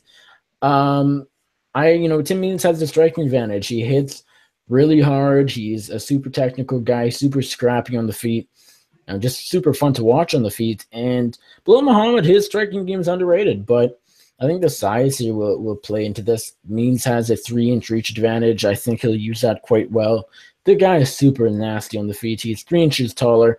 Muhammad needs to work his wrestling game, and he is a good wrestler, which is funny just because he has no wins by submission, but he's really good at wrestling. But I just don't know if that can be a factor. I think Means has the defense there to be able to defend a lot of Muhammad's takedowns. He's not quite he's not like Alex Oliveira where he's like, Muhammad's strong, but Oliveira is super big, and I don't think I think the physicality there, Oliveira has good jits as well, but I think the physicality is what got me or him those takedowns against Tim Means. So I think this will mostly be a stand-up affair, and I think I got to favor Means there. Muhammad's underrated as a fighter. He's underrated in wrestling. He's underrated on the feet, but I think the size plays into this. And Means, he's crafty on the feet. The guy is super nasty, as I said. Can't say that enough. So give me Tim Means. And also Muhammad, as Jed said, is super hittable on the feet. He's been knocked out in the UFC before. Give me Tim Means by second round TKO. But I think before that, this could be one heck of a barn burner. So if you're going to watch one fight on this card and you're going to skip everything else, make it this fight. Don't watch the main event. Don't watch Beck Rawlings. Don't watch even Theodore Kelly or whoever. Watch Tim Means Bilal Muhammad. This will be fun, whether it's a finish or a back and forth fight. Next up, we got the co-main event. And firstly, why the hell is this the co-main event? We got Beck Rowdy Rawlings taking on Jessica Rose Clark. Jed, who do you like? This was supposed to be something else, wasn't it? Who pulled out? Supposed to be Jojo Calderwood. Jojo Calderwood, that's it, yes. That's still not really a co-main event you want. Especially when you have Muhammad Means on the card. Well, the main event, never mind. The main event was supposed to be Mark Hunt, Marcin Tybura, yes. Which was really, man, I think Tybura actually got lucky here with the change. We'll talk about that in a minute. Yeah, my entire breakdown of this particular fight is going to come down to Jessica Rose Clark is coming in on short notice, which is never helpful to a fighter in general. And she hasn't ever really competed or done very well against good competition. On the other end of that, Beck Rawlings has competed against great competition and come up short every time. I don't think Jessica Rose Clark is in that category here, especially not Jessica Rose Clark with less time to prepare than Beck Rawlings. I will not be super shocked because Beck Rawlings isn't a great fighter. So if Jessica Rose Clark wins, not coming out of the clouds, but basically I think I take the fighter with a little more preparation who has better, not more experience, but better experience, arguably a more successful fighter already to this point, and seems to be improving. What was Rollins' last fight? Tisha Torres, right? I thought that am I right in that Beck Rawlings? Yeah. Tisha Torres, is that right? Yeah. I remember thinking that Tisha Torres was going to dump truck through her because Tisha Torres, I feel like they fought on The Ultimate Fighter. They did. You're right. Yeah, and I think Tisha Torres beat the hell out of her there. I don't know. Maybe she even finished her on tough. And I think Torres won the fight pretty handily, but I just thought Rollins maybe looked like she had been improving some. So, yeah, give me Beck Rawlings. Don't feel super confident in it, but fuck it. Let's do it. Beck Rawlings has some pretty decent striking. I mean, I wouldn't say it's the best in the world, but it's pretty good for where she is. She's got a great left jab, and she also throws a 1-2 pretty often. That's pretty powerful. She does hit pretty hard. You mentioned she's fought the best of the best in the competition for, I guess, in the weight classes. Tisha Torres, Paige Van Zandt, Heather Clark, but Mizuki Inoue, Carlos Esparza, they're all right there at the top. I know just from Jessie Rose Clark, a lot of people like her. She's got a huge fan base in Australia, but she isn't that exciting to watch. She's pretty much a fighter that likes to try to clinch with you and get you on your back, and that's pretty much it. She doesn't throw a lot of offense on the feet. I think as long as Beck can avoid that clinch position that Clark tries to bring, and she stuffs the takedowns that Clark tries to get down, I think Beck Rawlings is definitely going to be able to get the job done. So I'm going to take her by decision. I don't think Clark's ever been stopped with strikes, so I think that Beck Rawlings, she could maybe get a finish in there, but I don't think she's that hard of a hitter. And seeing how durable Clark has been, I'm pretty confident in Beck just being able to pull off a decision win. So I'll take Beck Rawlings and her first win since beating It's got to be Sohee Ham, right? Yeah, Sohee Ham. That was awesome. I actually liked that fight when that happened. But yeah, I'll take Beck Rawlings in this one. I don't care. I'm not confident, and I'm tired, and we're going on way too long for a terrible card. Give me Beck Rawlings. Moving on to the main event of the evening, former UFC heavyweight champion Fabricio Valcala Werdum stepping up on somewhat short notice. He's had quite a bit of time to prepare, but of course, as Jed mentioned a bit ago, it's supposed to be Mark Hunt taking on Marcin Tybura, but he talked about how he can't remember certain things, and he has brain issues, perhaps, and the UFC took that seriously, as they probably had to. And here he is. Oh, go fuck yourself. They're running Michael Bisping back out to a main event a week after he got dropped by a fucking welterweight and choked unconscious. They don't give a fuck. They're doing this because they don't like Mark Hunt because he's suing them. Straight up, that's it. Probably right. Well, I mean, even if the thing Hunt said played any factor, is most at least the lawsuit played a factor here as well. Well, anyways, Fabricio Werdum taking on Marcin Tybura, number 2 versus number 8 at heavyweight. Jed, are you going with the former champion who is currently facing an assault charge for throwing a boomerang at Colby Covington, might I add? Or do you think Tybura can pull off the upset? Good God. That Covington comment. Oof. And a guy who hangs out with Ramzan Kadyrov, the worst human being on the planet. I think Tybura got lucky here with the change of opponent. Not that I'm going to pick him. I'm going to pick Fabricio Werdum, but I think he has a better shot of beating Fabricio Werdum than he did Mark Hunt. I think there's a real possibility of Verdum's done. Not done because he still has a ton of skill, and at heavyweight you could be completely shot to shit, and if you have a ton of skill you're going to hang around for a while. Andre Arlovsky, sort of in that category. Mark Hunt's like 45, really, really well past his sell-by date and still hanging in the top 10 just because he has a depth of skill that other heavyweights just don't got. I think the style matchup, though, means that if Tybura is fighting Mark Hunt, he's not taking Hunt down. He's stuck on the feet with him, and Mark Hunt's going to piece him the fuck up on the feet. So he got really lucky in that. I think that's nigh unwinnable for him. Even with a faded Mark Hunt, we know what faded Mark Hunt looks like, and it's still better than Marcin Tybura. I think Fabricio Werdum is getting worse. I personally thought he beat Alistair Overeem. I'll believe that. And every time I've watched that fight, I've thought that he should have won the fight. But I think he looked way, way worse in it than he has previously. And he's 40 years old. Like, you just get better. You just get worse at athletic activities when you're fucking 40.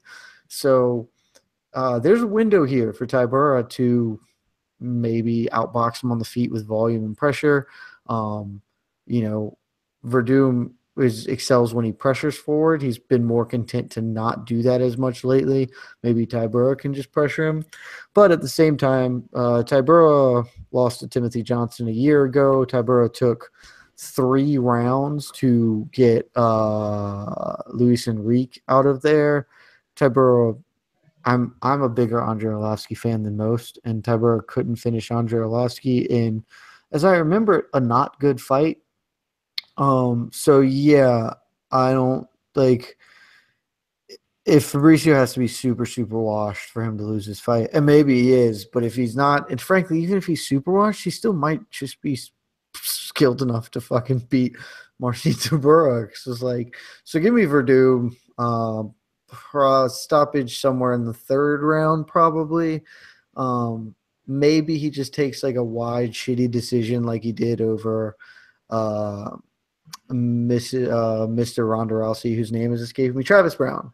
Maybe he just sort of does that thing again. Actually, that's probably more likely. Give me Fabricio Werdum by decision, and then he can take all his earnings and go see Ramzan Kadyrov and hopefully get hit by a bus because Ramzan Kadyrov is the worst person on the planet. I'll take Werdum. That's it? That's it. Solid breakdown, Wes. Big fan. Werdum is going to win. There shouldn't be any reason to break it down any more than how Jed did. So Werdum is a better fighter than Marcin Tybura, and if he's not super old, he's going to win. That's literally the breakdown. I'll say this, though. Tybura, only way he's going to win, mark my words, head kick. The end. I think he could maybe win if Werdum gets super tired early because he tries really hard and doesn't finish him. And Werdum did get really tired when he fought Nogueira, but then again, that was years and years ago, and that's Nogueira. So sure. Yeah, Wes definitely wants to end the show. We've been going on for an hour and a half. We should end the show. So I liked his breakdown. Yeah, I thought it was good. I'm not going to explain why. We all know why we should end the show. The card sucks, and we've been going on for an hour and a half. So let me dive in real quick. From recent, what you guys said is actually perfect. Werdum will win unless he's done, and I don't think I think he's close to done, but he's not done enough to lose to Marcin Tybura. I don't think tons of Tybura. I think he's good for the heavyweight division. He's okay. He's decent on the feet. His wrestling's solid, but I mean, Andre Arlovsky did okay against him. Like didn't Arlovsky take him down? Yeah, I think as I recall, Arlovsky was like pretty close to winning. Yeah, it was a close fight. Yeah, Tybura basically just took him down. Tybura sort of had a little bit more gas at the end than Arlovsky did. They both got really tired really fast, as I recall. Yeah. And that was also at 5 in the morning or 6, so we don't recall it maybe accurately. But, Werdum, he's a better on the ground. Tybura, his best chance, I guess, would be somehow outboxing Werdum because Werdum hasn't looked that great as of late, and I think that mostly is affecting his stand-up game. But I still think he's good enough. He has good kicks. His knees are still there once in a while. His stand-up, boxing is good. It's gotten better over the years. So I don't think Tybura can beat him there. He probably needs to land a knockout blow, which is possible. Werdum's chin, I don't think it's very good anymore. So if Tybura lands where he could finish Werdum, he could put him out cold, but I don't see it happening. And if Tybura takes him down like he likes to do to a lot of his opponents, I think Werdum, his guard game will be bad for Tybura. I think Werdum could probably tap Tybura off his back. And more likely, I think he probably taps Tybura out, not off his back. I think eventually Werdum probably gets Tybura down to the ground somehow. And I don't see this being a super fun fight. I think it'll be kind of sloppy, kind of a bit of a bore fest. But I think Werdum does get him out of there. This could go all 5 rounds, but it's subconsciously I'm picking Werdum inside the distance because I don't want this to go 5 rounds. If it does, it'll be bad. Give me Werdum by late submission, probably in the 4th round. I think he'll outwork Tybura a little bit on the feet, on the ground, and eventually sink in a choke late in the fight. That is it for UFC Fight Night 121. We made it. Thank you all for sticking with us. We still have a few people watching. Thank you.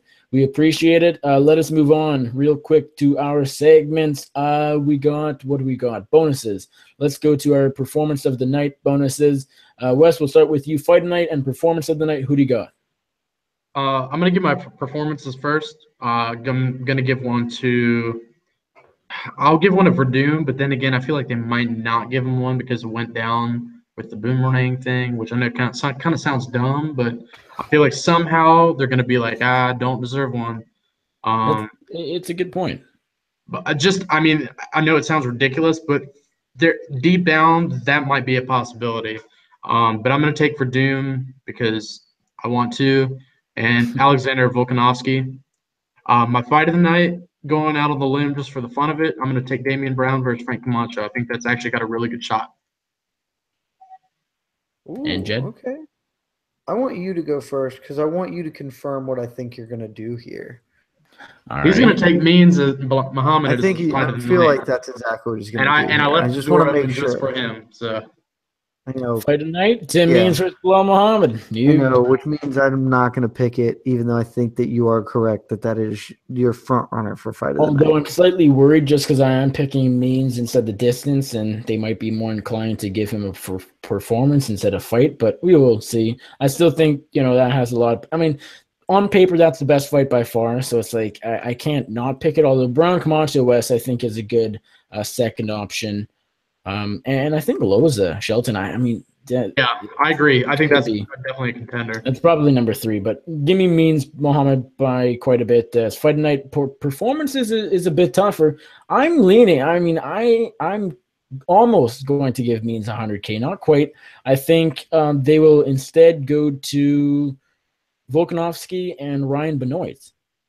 Wait, who are your performance bonuses? Sorry? Means Muhammad, Volkanovski, and Benoit. Okay, let me get that written down, Wilson. Both of you guys taking Volkanovski, huh? And that leaves us with Mr. Jed Meshew. Well, since I thought you were going to take the Means Muhammad fight, I was kind of debating. I know that I could take it as well, but then I was sort of debating. I'm big on Bohan. And I was like, maybe Bohan Matthews. Maybe that's your fight of the evening. The It's Bohan, the gonna be Serbian bad. Matthews. There it I is. think that fight has a potential to be bad, though. And I agree with both you guys that the Shelton Lausa fight is probably going to be really fun. So I'm going to take Shelton Lausa, get the flyweights. I think maybe that All might righty. just so we can have some diversity in picks. I think you are correct, though, Nick. That means Muhammad is the front runner. Let's move on to I our. haven't taken my performances, bitch. Why Yeah, don't you chill the fuck I'm down? tired. Why Relax. don't you chill the fuck down? I'm taking Tuivasa. I told you I think he's landing a big bomb and putting out Coulter in the first round. So he's going to make a statement. I'd still need another performance bonus, and I don't feel super good about any of these. Like, just straight up, everybody here, like, who I don't feel. The thing is, I agree. Volkanovski's going to win, and he's going to win big, but I also think that he's just going to, like, sit on Sugar Shane and punch his head in. And that's not exactly a performance bonus. They want, like, a big-time finish or a big-time submission, something cool. I think maybe Werdum might be an okay call here. But what I'm going to go with here, I also, because I looked through this card, just so you guys know, there are like no performance bonus fighters that have ever fought on this. Like the most is 3, and it's for Doom because he's fought for like 100 years, and Nick Lentz has 3 too. Like nobody on this card is like a big time performance sniper. So you can't even like bet that, okay, well, Donald Cerrone gets a lot of them or whatever. So I am going to go with Tim, the Dirty Bird Means. I considered Hamilton, but I think Means is going to knock out Bilal Muhammad, maybe with a cool elbow, so maybe that'll be fun. So give me Tim Means for my other performance bonus. Are we going to move into underdog picks now? Yes, we will go underdog pick of the week. We'll go to What Jed about first. you then, Nick? Why don't you go first instead of putting the onus on us all the time? Well, Nicholas. This is a tough one. don't even know who the underdogs Before are. tonight, I was picking all favorites. I changed my picks midway through the show, and I am picking 2 underdogs. If I am correct, I believe that is the case. A number of close fights here. What underdogs are you picking? I'm picking Dan Kelly and Bohan Vlichkovic. Oh, you are. That's true. So, who do I think has the better chance? That is a tough question. Let's go to Bohan Vlichkovic. Okay, I love it. That is my underdog pick of the week, although I think Dan Kelly is a pretty good runner-up. Let's go Wes, to Jed. what about you? All right. Jed, like you it. just never want to go first anymore. Wes. Mine's already pretty much priced in, so let's go with Wes. I'm going to go, I guess, the biggest underdog I picked that I feel like has a good shot might be Bilal Muhammad.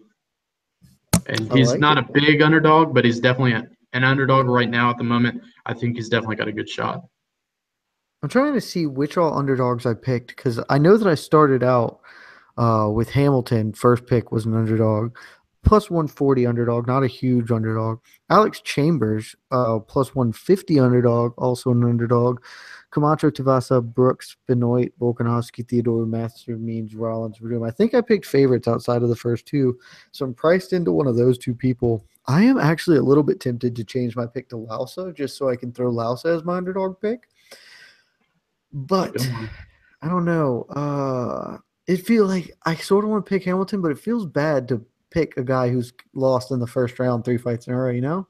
But at the same time, like, I agree. I totally see how Alex Chambers loses this fight, but I can't in good conscience pick Kasim because she's never fought professionally in her life. So give me Alex Chambers as my underdog pick of the week against the MMA debuting, not just the UFC, because I don't count 4 fights over nobody's in a parking lot. That's bullshit.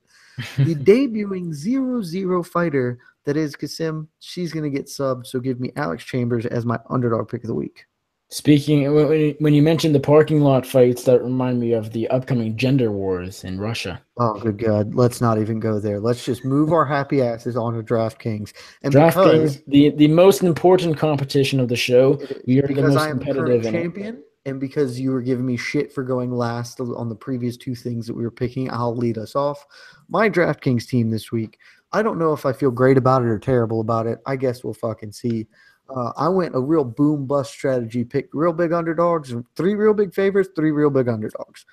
because I'm picking two underdogs. So I'm picking Alex Chambers. She's on my squad, $7,900. I think she's going to tap out Kassim, who's never fought before. So that's points in the pocket. Just take those to the bank. I'm picking Tai Tuivasa. You know what I've said. First round KO, big time, dominant. That's 90 points plus, points in the bank. Take it. I'm also taking Fabricio Werdum. I think he's one of, if not the biggest favorites. He's not the biggest because the other guy is also on my team. One of the biggest favorites on the card. I think 5 rounds. You always, whatever your DraftKings team, always have the main event, one of the main event fighters in, because 5 rounds is so much more opportunity for points. So give me Werdum, either a submission or 5 rounds of dominance. That piles up the points. Anthony Hamilton, first fight of the evening. He's an underdog. He's on my squad. He's on my DraftKings squad. $7,500 to fight a dude who kind of sucks and has to out-grapple him and might not be able to. Alexander Volkanovski, I'd be sort of surprised if he's not on every one of our squads. I think he's the most expensive guy on the board, $9,500, but worth every cent of that. And to make all of that work, I'm taking Janelle Lausa as my 6th. $7,000 taking on Eric Shelton. We all agreed that that's a closer fight than it is. I was actually tempted to take Janelle Lausa, ultimately sided with the wrestling of Eric Shelton. But if Lausa can tighten that up a little bit, I think he's got a little bit faster hands, a little more pop in his hands. Maybe he can knock Eric Shelton.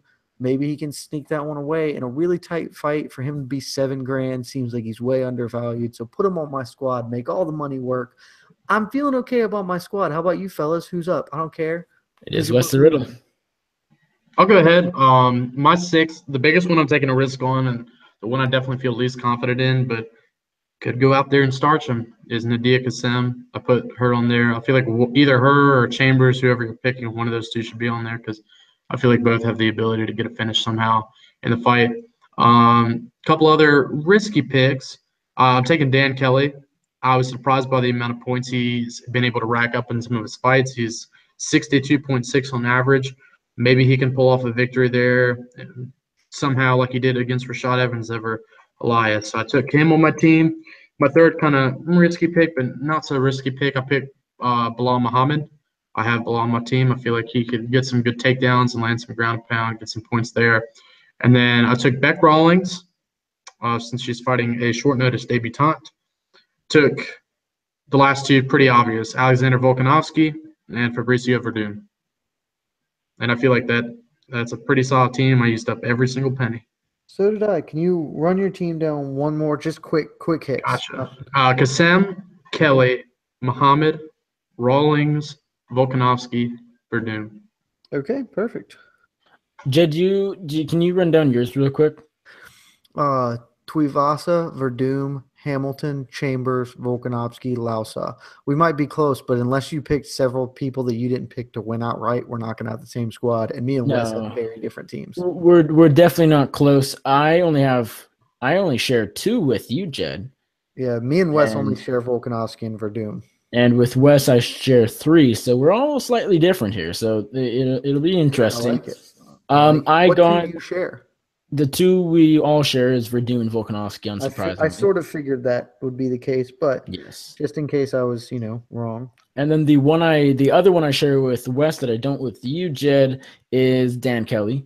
Okay. A risky pick there, but he's super cheap, 7,200, and I have there's a ton of big favorites on DraftKings this week, so it's hard to. And picking a number of favorites, it's hard to not go with a number of big underdogs. I got Adam Weisserick. I think he'll knock out Anthony Hamilton. And I got Frank Camacho. I think he will probably finish Damien Brown. And then the one I really don't like that I don't think will get me any points at all, but he's super cheap. I think the cheapest on the card. It is Nick the Carney Lentz. Just so I could get Volkanovski Werdum on there, I had to throw in Lentz, and I think that he has an ever so small chance he could still get you points just because you get 5 points for takedowns, and I wouldn't be surprised if he managed to get like a couple. Maybe, and just land some points. Like he's probably not going to get you a ton, but I think it's closer than the odds indicate, but not by a whole lot. I still like Brooks quite a bit, but I also liked him against Alex Oliveira and Charles Oliveira, so. You never know. So that is my squad. Werdum, Volkanovski, Kelly, Lentz, Weisserick, and Camacho. And that does it. We did not forget anything, did we? Not that I'm aware of, boys. Alrighty, let's wrap it up. That is UFC Fight Night 121 before the battle. That UFC Sydney edition in the books. Thank you all for watching. We really appreciate it. Jed, let everybody know where they can find you on social media, where they can find your writing, and anything else you'd like to plug. You can find me on social media and Twitter at Jed K Meshew, JedKMeshew. You can find my writing right here, MMAfighting.com. Check the shirt, check the tag. That's where it's at. That's all I got. Thanks for having me. It was a pleasure, despite the fact that this card kind of blows. We still almost went 2 hours because Nick tried to waste a bunch of our time telling us about Wi-Fi. I don't know why that happened. We're at let's see. $140? Well, yeah, $150. Jesus. All right, Yes. bye. We're done. Wes, let everybody know where they can find you on social media. Quick, they know already, but do it anyways. You can find my writing at MMAsucker.com. You can find my Twitter on Twitter at All That MMA. And you can find me here on Before the Battle with two of my bros. That's it, fellas. Had a good time talking about this garbage card. Just really tired. Boom goes dynamite. That's a way to say goodbye. All right, you guys can find me on the Twitter at Nick Baldwin MMA. You can find my writing over at bloodyelbow.com. You can find my other podcast, The MMA Circus, I hosted with Andrew Lawrence, and Beyond Combat, I hosted with just yours truly. I did Beyond Combat episode 3 this evening. I had on Justin Likes from combatpress.com. Go check that out exclusively on this YouTube channel. Go check out the MMA Circus on everywhere you can find a podcast, as well as this YouTube channel, as well as bloodyelbow.com. That is all from me. Check out my interviews. Recently talked to Stephen Wonderboy Thompson, Walt Harris, Jose Torres, who's fighting tomorrow for the Titan FC Bantamweight title, and many, many more. Go check it out. Oh, I also talked to Masakazu Amanari, Japanese MMA fighter who's been around for many, many years. That was an in-person interview. Pretty fun. Man, a few words, but nonetheless, great talking to Amanari. You know, it's pretty cool to have a number of the Amanari choke and the Amanari roll named after you. So go check it out on this YouTube channel. Thank you all for watching. We really do appreciate it. Tune in next week. We will be here for yet another terrible card, headlined by a better fight in Michael Bisping versus Calvin Gastelum. Thank you all for watching. Public execution. What's that? It's not a better fight. That's a public execution. We will see. Bisping's done crazier things. Thank you all for watching, and enjoy the fights on Saturday night. Love you guys.